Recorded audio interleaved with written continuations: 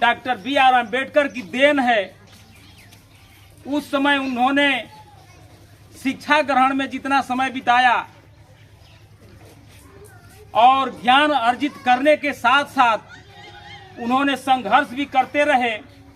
पढ़ाई के पीरियड में भी अनेकों दुख झेले, जिन्हें जाति सूचक शब्दों का सहना पड़ा, आतंक को झेलना पड़ा। पढ़ने के समय जो बाहर विद्यालय के बाहर बैठकर पढ़ते थे, आप विचार करेंगे कि उनके साथ कितनी सजाएं हो रही थी, कितना दुखद स्थिति थी उनकी। लेकिन बचपन में ही उनके अंदर ऐसी सोच आ गई थी, इतना उनके अंदर एक ललक पैदा हो गई थी। हो सकता है कि ये कोई तथागत बुद्ध की कृपा हो, उनके अंदर हो गया था कि जब मैं जवान होऊंगा, जब मैं बड़ा होऊंगा, तो मेरे लोगों के साथ जितने अत्याचार हो रहे हैं उसका मैं बदला लेकर रहूंगा, छोड़ूंगा नहीं। इसलिए बाबा साहब ने संघर्ष करना शुरू किए और पढ़ाई 20-20 घंटा उन्होंने पढ़ा।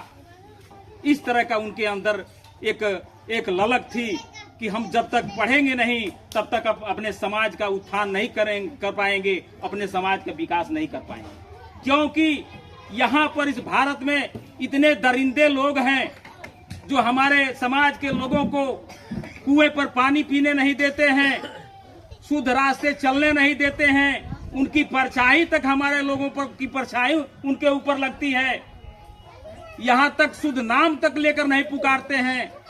खाना में हमें मजदूरी के बाद हमें चप्पल हमारे लोगों को देते हैं, मजदूरी मांगने की वजह वो चप्पल देते हैं।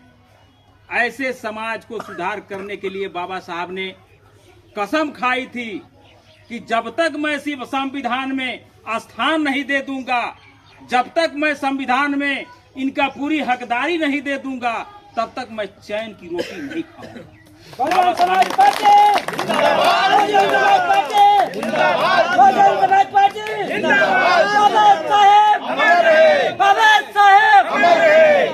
साथियों, मानवर काशीराम साहेब अमर रहे। इसी बदौलत बाबा साहब की त्याग और बलिदान के बदौलत बाबा साहब ने अपने 4-4 औलादों को खो दिए।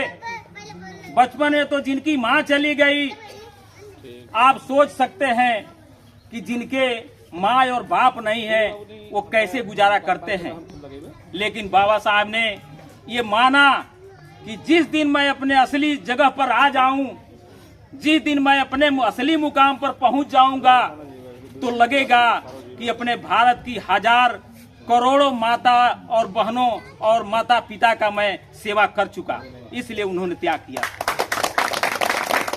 साथियों, हमको याद करना है, उनके त्याग और बलिदान को याद करना है कि बाबा साहब ने संविधान में हमें जो स्थान दिए हैं, उस संविधान के स्थान को, उस संविधान में जो लिखा गया, जो हमारी सुरक्षा व्यवस्था है, वो कैसे कायम रहेगी, इसके लिए हमको लड़ाई लड़नी है और हमको मरते दम तक लड़नी है, इसे छोड़नी नहीं है। साथियों, बाबा साहब कहे थे सबसे पहले शिक्षित बनो, संगठित हो और संघर्ष करो।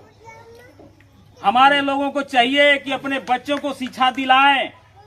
हमको खाने के लिए चाहे एक वक्त की रोटी ना मिले, लेकिन बच्चे को विद्यालय जरूर भेजें, क्योंकि बाबा साहब कह गए हैं कि शिक्षित बनो। आप उधर चलो, अब डोरी में रखना है ताकि हमारा संगठन बने। अगर आपस में हम लड़ाई करेंगे तो संगठन नहीं बनेगा। आपस में भेद करेंगे, आपस में हम व्यभिचार करेंगे तो हमारा संगठन व्यवहार टूटेगा। हमें हर तरह से तैयार रहना है कि हमारा किसी प्रकार का हमारे में समाज में त्रुटि पैदा न हो, जिससे हम बिखर जाएं। बिखरने के कारण ये सबसे बड़ी चीज कि हमारी शिक्षा है, व्यवस्था है। हम लोगों को संघर्ष करने की बात बाबा साहब ने कहे कि संघर्ष करो, तो शिक्षित जब बनेंगे, संगठित होंगे तो संघर्ष करेंगे। संघर्ष उन्होंने ये नहीं कहा था कि जाकर किसी को मार दो। संघर्ष उन्होंने ये नहीं कहा था इस गांव से झगड़ा करो दूसरे गांव में जाकर लाठी चलाओ। संघर्ष करने की बात उन्होंने ये कहा था कि मैं संविधान में जो कुछ लिखा हूं और ये भी लिखा हूं कि वोट के अधिकार से वो तुम्हारा संविधान में लिखा हुआ व्यवस्था तुम ले सकते हो, अपनी सरकार बनाकर ले सकते हो, अपना नेता और मंत्री बनाकर ले सकते हो। संघर्ष इसलिए करना है कि सबको मिल करके एक जगह बहुजन समाज पार्टी को जब वोट देंगे तब अपना अधिकार छीन पाएंगे। इसी को संघर्ष कहते हैं।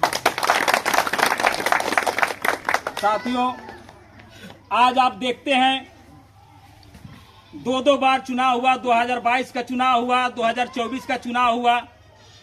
2022 के चुनाव में भारतीय जनता पार्टी ने एक ऐसा र्यूमर फैलाया जिसने 4 मुद्दा निकाला। 2022 के चुनाव में जो मैं आपके बहुजन समाज पार्टी का प्रत्याशी